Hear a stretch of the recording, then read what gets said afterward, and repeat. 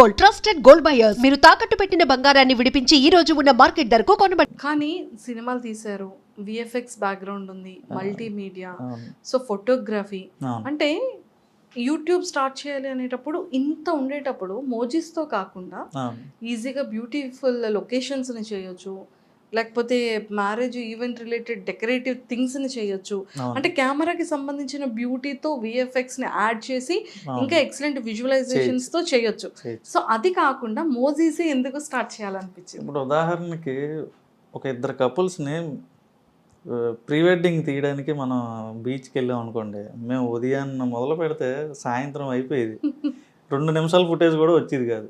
Okay, ఎందుకంటే నవ్వమంటే నవ్వరు, ఇలా చాలా ఇబ్బందులు పడేవాళ్ళం అనమాట. అదే ఇదేంటంటే స్క్రిప్ట్ రాసుకోగానే వెంటనే మనకి కనిపిస్తుంది అనమాట.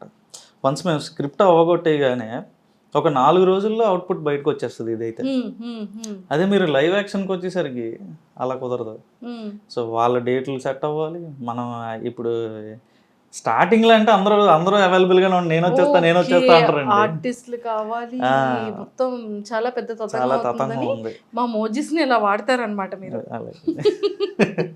వీళ్ళైతే ఎప్పుడు అవైలబుల్గా ఉంటారు నాకు. మోజీస్ అయితే ఎటువంటి కథ చెప్పాలన్నా పద అంటారు అనమాట. మోజీసా? మోజీస్తో మీరు మాట్లాడుతూ ఉంటారు. అంతే, ఏదో ఒకసారి మాట్లాడండి మోజీతో. యాక్చువల్గా ఏంటంటే ఆఫీస్లో అందరూ కూడా వాళ్ళని అంటే ఏదో క్యారెక్టర్లా చూడరు అనే మధుగాడితో ఇలా చేపిద్దాం, మహేష్ గారితో ఇలా డైలాగ్ చెప్పిద్దాం, ఇప్పుడు సరదా సుబ్బారావు అంకుల్ వస్తాడు, ఇప్పుడు నాన్న వస్తాడు, అమ్మ వస్తాడు అని చెప్పి అంటే ఇలా ఆ క్యారెక్టర్స్ని మా వాళ్ళు ఓన్ చేసేసుకుంటారు అనమాట. సో అనే పండగ వస్తుంది కదా, మధుగాడు ఇలా చేస్తే ఎలా ఉంటుంది అంటారు అని వాళ్ళే నాకు ఓన్ చేసుకొని సజెషన్స్ ఇస్తారు. ఓకే, అంటే ఈ సీరియస్గా స్టార్ట్ చేసిన ఫిల్మ్ మోజీ 2020లో 2018లో స్టార్ట్ అయ్యింది. 1 year ఆపేసాం. సో కోవిడ్ వచ్చింది, ఇంకా అక్కడి నుంచి వెనక్కి తిరిగి చూడలేదు. అందరూ బయటికి వెళ్ళాల్సిన అవసరం లేదు, ఇంట్లో ఉండి చేయాలి. దీన్ని మోజీస్ ఎలాగా యూజ్ అయ్యారు మీకు? సో మోజీస్కి పార్టీ ఇచ్చారా మీరు? మేము చేసుకొని స్వాహా. సూపర్ అండి. నిజంగానే చాలా బ్యూటీ థింగ్ ఏంటి అంటే స్క్రిప్ట్స్ నిజంగా ఒక పర్సన్స్కి చెప్తే వాళ్ళ డేట్స్, వాళ్ళ టైమ్స్, వెయిటింగ్స్, ఎడిటింగ్, అవుట్పుట్ వాళ్ళకి నచ్చింది, మన ఈ తతంగాలన్నీ ఉంటాయి. సో మోజెస్కి మీరు ఎస్ అంటే ఎస్, నో అంటే నో, కూర్చో అంటే కూర్చో, కమ్ అంటే కమ్, టైంతో సంబంధం లేదు, స్క్రిప్ట్తో సంబంధం లేదు, ఏం చెప్పినా వింటుంది మోజీ. సూపర్. మీకు ఇన్ని మోజెస్ని యూజ్ చేస్తూ ఉంటారు కదా, సో మీ ఫేవరెట్ మోజీ ఏంటి? మాకు ఎక్స్ప్రెషన్తో చెప్పాలి, చూపించాలి. ఆబ్వియస్గా మిడిల్ క్లాస్ మధువే. Middle class Madhu. సూపర్. ఈ మిడిల్ క్లాస్ మధు అన్న టైటిల్ ఎందుకండి వచ్చింది? అంటే లైక్ మన లైఫ్ స్టైల్లో ఏదో ఒక చిన్న కార్నర్ అంటే ప్రాసనే పట్టుకున్నా అండి అంతే. అంటే నేను ఎక్కువ రాసే డైలాగుల్లో ఎక్కువ ప్రాస ఉంటుంది అనమాట.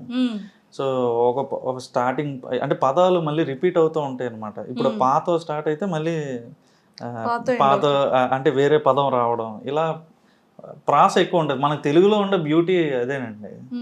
సో ఎక్కువ అంటే ఒక అక్షరంతో చాలా రాయొచ్చు అనమాట. సో అలా మిడిల్ క్లాస్ మధు మా కలిసింది కదా అని అలా పెట్టాను. సో మాదాపూర్ మహేష్, మచ్చలేని మహేష్, మేకు చుట్టూ మహేష్, సో ఇలా సరదా సుబ్బారావు, సో ఇలా అనమాట. సో ఇలా పేర్లన్నీ ఇవే. సో అలా కొంచెం నాకు తెలిసిన మిడిమిడి జ్ఞానంతో పెట్టా, కానీ అవి చాలా పెద్ద పాపులర్ అయ్యాయి. అండ్ స్క్రిప్ట్ రైటింగ్ కూడా చాలా ఇంపార్టెంట్ అండి, ఖచ్చితంగా కదా. ఒకటి ఇంత మనం మోజీస్ని అట్రాక్టివ్ చేయాలి అన్నా మనం అడల్ట్స్ పెద్దవాళ్ళం, కానీ పిల్లల మైండ్కి తగ్గట్టుగా పిల్లల్ని అట్రాక్ట్ చేసే విధంగా, అలాగే పెద్దవాళ్ళని అట్రాక్ట్ చేసే విధంగా మెసేజ్ ఓరియంటెడ్గా చేయడం అనేది వెరీ బిగ్ టాస్క్ అసలు కదా. సో పిల్లలు దానికి వచ్చేసేటప్పటికి పిల్లలది ఎలా చేస్తారు, పెద్దవాళ్ళ దగ్గరికి వచ్చేటప్పటికి అది ఎలా ప్రిపేర్ చేసుకుంటారు స్క్రిప్ట్ని? సో బేసిక్గా క్యారెక్టర్స్ వైజ్ మీరు ఎవరైనా డైరెక్ట్గా దీన్ని చూస్తే వాయిస్ వినకుండా, అంటే వాళ్ళు ఏం మాట్లాడుతున్నారు అనేది వినకుండా చూస్తే చిన్నపిల్లలు ఎందుకు చూస్తున్నారా అంటారు. అది వింటే అర్థమవుతుంది పెద్దలకు కూడా సంబంధించిందే ఇది అని. అవి విన్నంత వరకు కూడా నేను చూడండి అనేస్తారు చాలామంది. నేను ఎక్స్పీరియన్స్ చేశాను దాన్ని. సో అది విన్న తర్వాత ఇదవుతుంది అనమాట. చాలా న్యాచురల్ సంభాషణలు ఉంటాయి అందులో. సో మధుని రోజు వాళ్ళ నాన్న కొట్టేస్తూ ఉంటాడు అన్నమాట. బండి మీద ఎవరే అంటాడు సార్, ఉదాహరణకి ఒరే ఏదో సార్ ఏదో చూసుకోకుండా చేయి తగిలింది, నువ్వు ఏదో ఫీల్ అవ్వకుండా అంటే, నాన్నగారు ఇంక మీరు నన్ను కొట్టడం తగ్గించాలండి, ఇంకా ఇంత నాకు 18 ఏళ్ళు వచ్చిన తర్వాత కూడా ఇంకా అలాగా నన్ను కొడితే ఎలాగండి అనేసి ఒక డైలాగ్ ఉంటుంది అనమాట. మీకు ఆ క్లిప్ పంపిస్తాను నేను. సో అలాంటివి చాలా అనమాట. సో అంటే నేను మిమ్మల్ని గుద్దీసి ఏదో సరదా తగిలిందంటే మీరు ఊరుకుంటారేటి, సో ఇలా మాట్లాడుతుంటారు వాళ్ళ నాన్నతో, ఎర్రెత్తిస్తుంటాడు అనమాట. సో అవన్నీ జనాలకి బాగా నచ్చుతుంది. అంటే బేసిక్ గా ఒక రియల్ గా ఫ్యామిలీలో జరిగే ఇన్సిడెంట్స్ బేస్డ్ ఆన్ చేసుకుని మీరు ఇందులో పెట్టడం జరుగుతుంది ప్రతిదీ. సో ఇలా ఇన్ని ఇయర్స్ నుంచి, అంటే ఆల్మోస్ట్ 5 years నుంచి చేస్తున్నారు కదా, 6 years అయిపోతుంది. సో 6 years నుండి కంటిన్యూ చేస్తున్నారు కదా, మీకు రిలేటెడ్ గా ఇది మీకు సంబంధించిన స్టోరీ ఏదైనా ఉందా? 100% ఉంటుంది. 100%, 80% నా స్టోరీసే ఉంటాయి ఇందులో. ఇంకొంచెం ఎగ్జాగరేట్ చేస్తాం అనమాట. ఇప్పుడు ఫర్ ఎగ్జాంపుల్ టైట్ ప్యాంట్ అని ఒక ఎపిసోడ్ ఉంటుందండి. అందులో టైట్ ప్యాంట్లో ఏం చేస్తారంటే, పక్కింటి ఆంటీ ఎందుకంటే ఒక 2 తీగలు కట్టుకోవడం, ఇద్దరం కలిసి ఒకటే తీగ కడదాం అంటది ఆవిడ. ఈడి ప్యాంట్లు వాళ్ళ కొడుకు ప్యాంట్లు ఇద్దరు కలిసి ఒకటే తీగ మీద ఆరేస్తారు అనమాట. ఈడు ప్యాంట్ పట్టుకెళ్ళిపోద్ది ఆవిడ ఇంట్లోకి. ఈడు ఈవినింగ్ అయితే ఒక ఈవెంట్కి వెళ్ళాలి, ఆడి దగ్గర ఉన్నంత ఒకటే బ్లాక్ ప్యాంట్, ఆవిడ తాళం మీద సినిమాకి వెళ్ళిపోద్ది ఆవిడ. అయ్యో. సో అలా అంటే అన్ని జరిగినవి. మనం ఎగిరిపోయి పక్కింట్లో పడిపోవడం, వాళ్ళు ఇల్లు తాళం వేసుకుని బయటకు వెళ్ళిపోతే ఏం వేసుకోవాలి నేను ఫంక్షన్కి, వీడు ఒక అమ్మాయి దగ్గర స్టంట్ కొట్టడానికి వెళ్దాం అనుకుంటాడు అనమాట. అయ్యి ఎగ్జాగరేషన్స్. సో అలా చాలా న్యాచురల్గా మన చుట్టూ జరిగే ఇన్సిడెంట్స్ని మనం ఇది చేస్తూ ఉంటాం అనమాట. కాదు, మోసెస్ అన్ని సాఫ్ట్ హెయిర్, తర్వాత ఇలాగా స్పైక్స్ వచ్చిన అన్ని పెడుతున్నారు. కర్లీ హెయిర్ మోజీ లేదా మీ దాంట్లో? పెట్టుకోవచ్చండి. ఇంట్రడ్యూస్ చేయండి మంజుష. నో. సో ఏదైనా అలా ఏదైనా వచ్చిన మాతో వచ్చినటువంటి మంచి పేరుతో కర్లీ హెయిర్ తో ఉన్న మోజీ ఒకటి ఇంట్రడ్యూస్ చేయండి. డబ్బింగ్ కావాలంటే నేను ఇస్తూ పంపిస్తూ ఉంటాను మీకు. సూపర్. సో ఫైనల్గా సో నా పేరుతో, మంజుష అన్న పేరుతో ముందుకు ఏదైనా ఒక మంచి టైటిల్తో నన్ను కూడా ఇంట్రడ్యూస్ చేయండి. కానీ ఆ మోజీకి కర్లీ హెయిరే ఉండాలి, ఓకేనా? దాన్ని ఫేమస్ చేసి అప్పుడు నేను ఇంటర్వ్యూ చేస్తాను మిమ్మల్ని.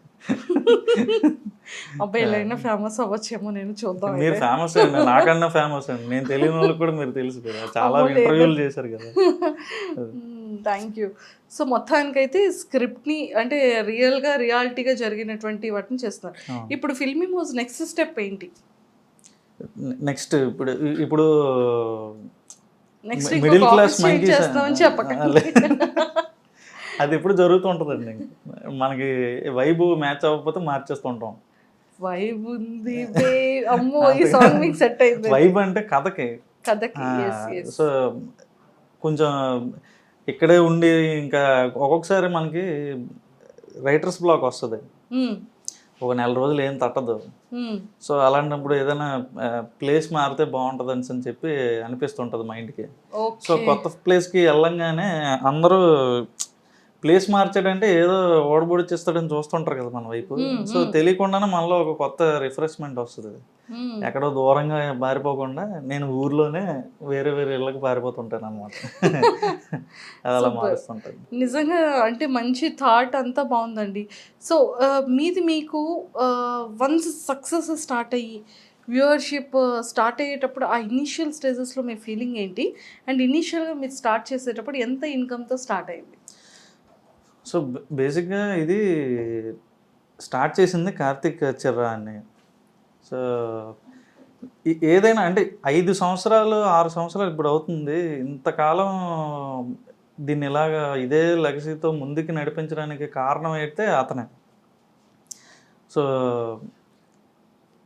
నేను ఫస్ట్ ఏది స్టార్ట్ చేసినప్పుడు చెప్పిన కథ దగ్గర నుంచి ఈ రోజు వరకు కూడా అతను అలాగే ఎగ్జైట్ అవుతాడు.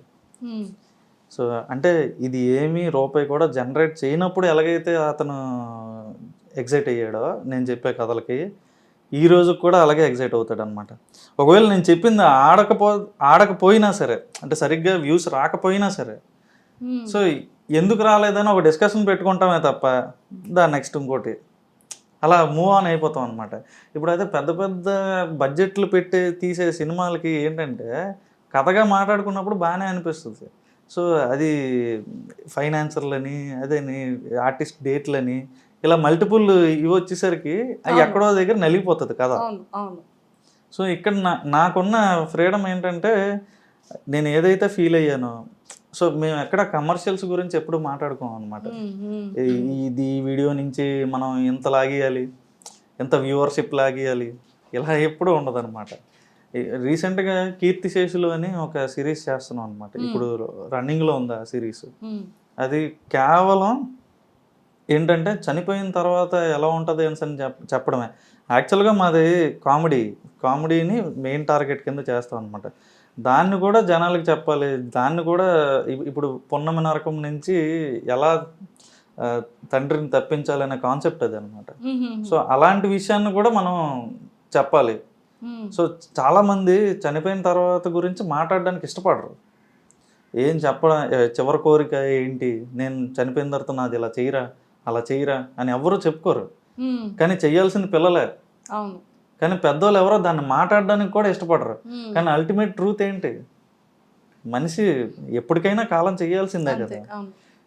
సో అలాంటి దాన్ని కూడా మనం అంటే పిల్లల దగ్గర నుంచి పెద్దోళ్ళ వరకు అందరికీ అర్థమయ్యే విధంగా మనం దాన్ని చెప్తున్నాం అన్నమాట. అవేర్నెస్ తీసుకొస్తున్నాం, ప్రతి ఒక్కరికి తెలిసి. అదనమాట. సూపర్ అండి. అండ్ ఎక్కువగా మీకు చాలా ఇంటర్వ్యూస్ ఇచ్చారు కాబట్టి 100% బయట మిమ్మల్ని గుర్తుపడతారు, లేదా వాయిస్లో అయినా సరే గుర్తుపడతారు కదా. మీకు బయట ఏమని అడుగుతుంటారు? గుర్తుపట్టడం అంటే నాకు ఒకటి గుర్తొచ్చింది. ఒక 1 year బ్యాక్ మా ఫాదర్ నాకు చిన్న సర్ప్రైజ్ ఇచ్చారండి.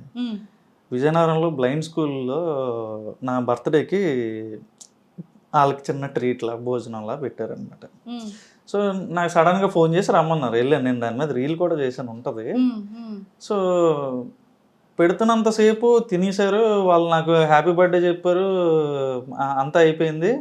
సాయి కిరణ్ అన్నకి చెప్పండి అని అన్నారు. అంతా సాయి కిరణ్ అన్నంత వరకు వినండి అనమాట. సో వాళ్ళు ప్లేట్లు కడుగుతారు కదా, అక్కడ వన్య మాస్టర్ అని సరే నాకు వినబడింది, ఎవరో పిల్లాడు మాట్లాడుతున్నాడు అని. ఏదో వన్య మాస్టర్ అంటున్నావు ఎట్రా, దేని గురించి మాట్లాడుతున్నావు అని అడిగాను నేను. ఫిల్మ్ ఇమోజినియా అన్నాడు. బ్లైండ్ కదరా, నాకు అర్థం కాలే. బ్లైండ్ పీపుల్ కదా, వీళ్ళకి ఎలాగ అసలు ఫిల్మ్ ఇమోజీ గురించి తెలిసిందే అని చెప్పి నేను అనుకుంటే, ప్రతి ఒక్కడికి ఫిల్మ్ ఇమోజీ గురించి తెలుసు. అక్కడ ప్రతి పిల్లాడు విత్ డైలాగ్ లవ్ చెప్పేస్తాడు మీకు. ఇప్పుడుకైనా వెళ్ళి అడగండి, ఫిల్మ్ ఇమోజీ సాయి కిరణ్ అన్న అని అనండి చాలు. నాన్న వినండి మారే, చదవండి మారే అని పాట పాడతారు వాళ్ళు. తెలుసా, వన్య మాస్టర్ అంటే అంత ప్రాణం వాళ్ళకి.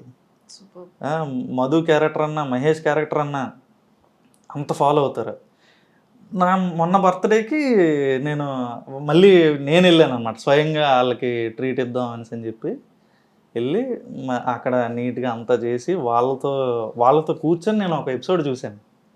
అప్పు చెప్పేస్తున్నారు వాళ్ళు అక్కడ డైలాగ్స్. నాకే గుర్తుండదు, రాసింది నాకే గుర్తుండదు. ప్రతి డైలాగు ఆడు కూడబడికినట్టుగా చెప్పడం నవ్వుకోవడం అంతకు మించి రికగ్నైజేషన్ నాకేం కావాలండి. రోడ్డు మీద వెళ్ళిన నాకు గుర్తుపెట్టినాక పట్టకపోయినా నాకు పెద్ద ఏం ఉండదు. వాడిని చూస్తే చాలు, నన్ను చూసి నాతో ఏదో చేసేయాలని అయితే నాకు కోరిక లేదు. అంటే బ్లైండ్ పీపుల్ కూడా వాళ్ళు విని ఎంజాయ్ చేస్తారు. నా ముఖం కూడా ఎలా ఉంటుందో తెలియదు వాళ్ళకి. కానీ నా బర్త్డేకి టీం అంతా చిన్న సర్ప్రైజ్ వీడియో చేశారండి. అందులో క్లిప్ ఉంటుంది చూడండి. నేను వెళ్ళి వాళ్ళ ముందు నించోగానే కూర్చొని అని చెప్పి కుర్చీ తెచ్చేస్తున్నారు వాళ్ళు, బ్లైండ్ పీపుల్ అందరూ. వాళ్ళకి అంతా తెలుసు కదా, వాళ్ళ రూములు ఎక్కడ ఉంటాయి, వాళ్ళ హాస్టల్ దగ్గరికి వెళ్ళాను నేను. కుర్చీ తెచ్చేసి పర్లేదురా నేను కింద కూర్చుంటానంటే, కూర్చొని నిన్నెవడాపోతాడు అని అన్నట్టు నన్ను కూర్చోమంటున్నారు వాళ్ళు. ఎంత హ్యాపీ ఫీల్ అయ్యానంటే నేను, నాకేదో అసలు ఫిల్మ్ ఇమోజీకి అంతకన్నా పెద్ద అవార్డు ఎవరు ఇవ్వలేరు అన్న ఫీలింగ్ వచ్చింది నాకు. సూపర్ అండి, సూపర్ సూపర్. సో ఆ రోజు కార్తీక్ అన్నయ్య దగ్గర నుంచి అందరికి అది మర్చిపోలేని ఇదనమాట. రోజు for ever for ever memory అది. ఎన్ని వచ్చినా కూడా దీనికి మించి దీనికి మించి ఎవరు ఫిల్మ్ ఇమోజీని పొగడలేరు, ఎవరు దీనికి ఏ అవార్డులు ఇవ్వలేరు. ప్లే బటన్లు ఎన్ని వచ్చినా అంతే ఈ ఆనందం అయితే ఇవ్వలేరండి. సూపర్ అండి. అది నిజంగా ఒక